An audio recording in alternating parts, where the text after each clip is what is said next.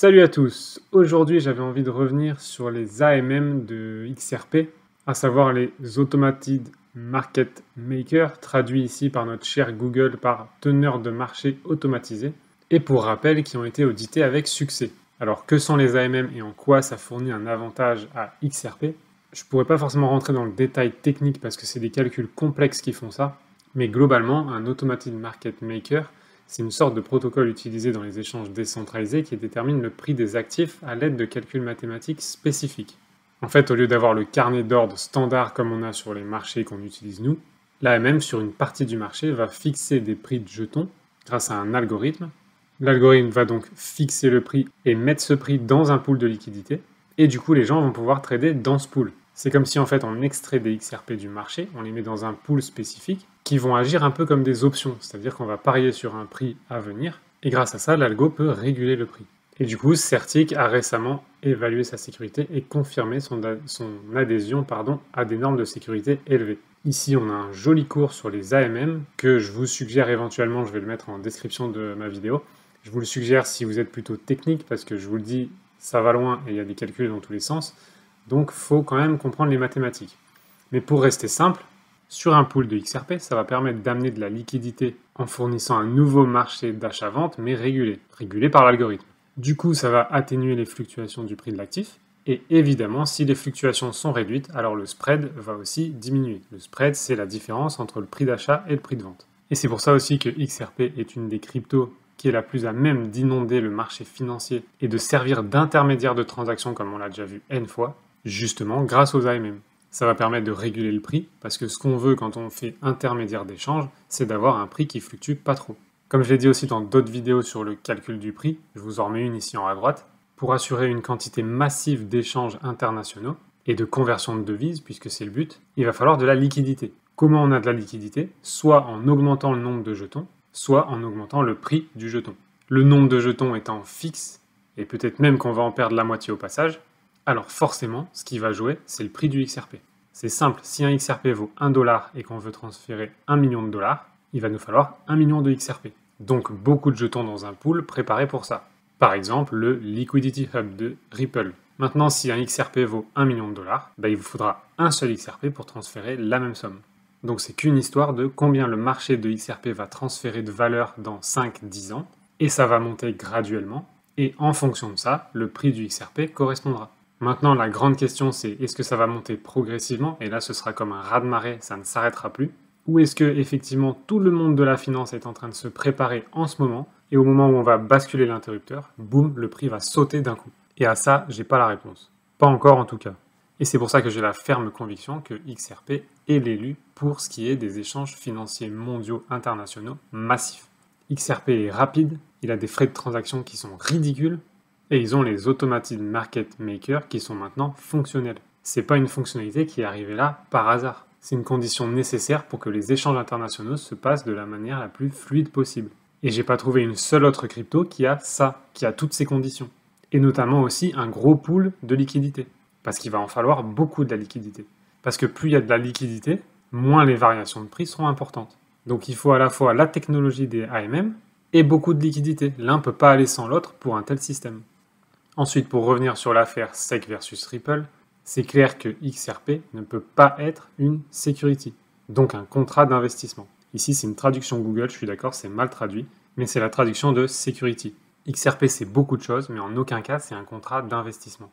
C'est une devise qu'on peut acheter et vendre. C'est une devise qu'on peut convertir en une autre devise pour faire des échanges internationaux ou pour s'envoyer de l'argent. Comment ça peut être un contrat d'investissement? C'est impossible. Typiquement, est-ce que vous pouvez faire ça avec un contrat d'investissement? Mettez-moi ça en commentaire. Là, ça n'a aucun sens. Et j'ai prévu de traduire la petite vidéo de Stewart Alderoty dans ma prochaine vidéo, parce que je trouve qu'il explique à merveille la différence entre un contrat d'investissement et une valeur mobilière, ou une commodité. Alors ensuite, un autre point que je voulais aborder, et là j'en peux plus de ces prix du XRP. Donc là, je vais même pas rentrer dans le détail, je m'en fous. C'est encore un gars qui a dit quelque chose comme ça, sans trop savoir ce qu'il dit, pour faire du bruit ou pour se faire de la pub. J'en sais rien. S'il a raison, tant mieux. Mais je pense qu'il faut vraiment arrêter de s'astiquer la nouille sur le prix du XRP. Donc le but de ça, c'est soit tout simplement de faire parler de lui, soit de propager une fausse rumeur qui fait que beaucoup d'entre vous vont peut-être viser une valeur de 100 $ et vont rien vendre avant. Et du coup, vous allez peut-être vivre des 5, 10, 20, 30 dollars, après quoi ça redescendra, et vous aurez rien vendu. Donc ne vous faites pas avoir avec ce genre de titre ou avec le prix du XRP. Faites vos calculs, revenez sur certaines de mes vidéos si vous voulez, normalement il y a les titres qui vont bien. Si vous voulez voir ce que je pense d'un prix du XRP, mais calculé et mathématique, et surtout, ayez un plan de vente XRP raisonnable. Moi, mon plan de vente, il est à 1 dollar, 2 dollars, 3 dollars, 5 dollars, 8 dollars, 10 dollars, ensuite 15, 20 et 30. C'est mon plan de sortie. C'est mon plan de sortie parce que je veux sortir à toutes les étapes. Prenez des profits sur le chemin, c'est super important. Ceux qui ont vécu les 2 bull runs précédents pourront le dire aussi. C'est hyper important de prendre des profits sur le chemin et de ne surtout pas acheter quand c'est super haut. Si vous achetez du XRP à 20 dollars, quand il va l'atteindre, c'est une erreur, sachez-le. Si vous voulez du XRP, prenez-le maintenant. Là, un prix entre 100 dollars et 500 dollars à 6 mois, je crois qu'il dit, c'est possible, ne me faites pas dire ce que j'ai pas dit, c'est pas impossible. Il peut se passer n'importe quoi dans la finance mondiale qui fait que le prix va sauter directement à 100 dollars ou très rapidement, mais c'est pas réaliste. Donc ne mettez pas 100 dollars comme target. Et j'en peux plus de toutes ces vidéos sur le prix du XRP. Tout ça pour hameçonner les gens et faire des vues. Donc lui, on ne sait pas trop ce qu'il dit dans sa vidéo, mais son titre, il dit pourquoi 1000 XRP pourrait ou ne pourrait pas valoir 3,5 millions de dollars. Oh là là, je veux savoir, je vais cliquer dessus et perdre mon temps. La mauvaise nouvelle XRP à 3,7 dollars, ok, si tu veux. Ici encore, voilà, on profite de l'occasion pour faire 100 à 500 dollars d'ici 7 mois, comme ça fait des vues, mais ça sert à rien. Et il y en a partout. Allez, là, XRP Price Prediction de Wells Fargo, on y retourne. XRP may shock you. Tu veux savoir pourquoi? Ben regarde la vidéo et perds ton temps. Allez, XRP 100 dollars, 500 dollars, on y va. 100 XRP pour devenir millionnaire. Non mais sérieux. Et alors lui, je crois que c'est le pire lui. Je pense que boum, là, comme ça, avec plein de hauts, il le dit depuis 2 ans et demi. Allez, XRP va aller à 43,16, hein, c'est précis, dollars et c'est garanti. Pareil, quand il y a des prix précis, c'est pour vous faire cliquer parce que vous voulez savoir pourquoi ils ont un prix aussi précis. Il y a aussi ces titres-là. If it happens, you'll be rich. Et donc vous voulez savoir qu'est-ce que c'est ce hit, qu'est-ce que c'est qui va arriver. Mais rien, rien de spécial. Si vous vous renseignez simplement sur XRP, vous savez comment ça fonctionne, vous savez quel est le potentiel. Il n'y a rien de spécifique maintenant qui va arriver, que vous avez besoin de savoir dans les 5 minutes, et qui va vous en prendre 15 d'ailleurs. Donc faites comme vous souhaitez, mais ne vous faites pas avoir, et ayez votre plan de sortie raisonnable. Parce qu'il y a de grandes chances que la montée soit raisonnable. Ensuite, on a la SEC qui pète son câble et qui demande à Coinbase de retirer toutes les cryptos à l'exception de Bitcoin. Sinon, la SEC va poursuivre Coinbase. Bref, du gros n'importe quoi, la SEC ne sait plus s'arrêter et ça prouve à quel point elle est devenue complètement irrationnelle. Ça va pas durer comme ça. Pour l'instant, elle a une sorte de pouvoir, mais ça ne va pas durer. Elle est en train de se décrédibiliser totalement. Ce monde n'a plus aucun sens en ce moment. C'est comme l'affaire Terra, dont un juge de New York irait contre la décision de la juge Torres en disant qu'il n'était pas d'accord avec la fameuse décision de découper en deux finalement, que ce qui a été vendu par Ripple en XRP à des investisseurs et des institutionnels était une security, donc un contrat d'investissement.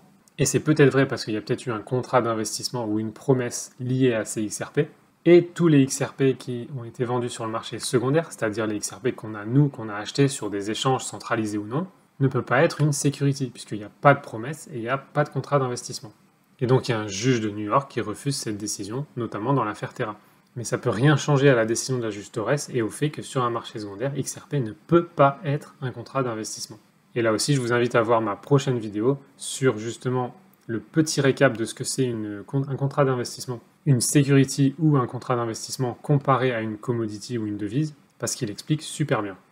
Ensuite, un autre point que je voulais aborder et qui fait de XRP aussi une chaîne assez unique, c'est la possibilité de faire facilement des sidechains, donc des chaînes latérales, et qui vont utiliser le XRP comme actif natif.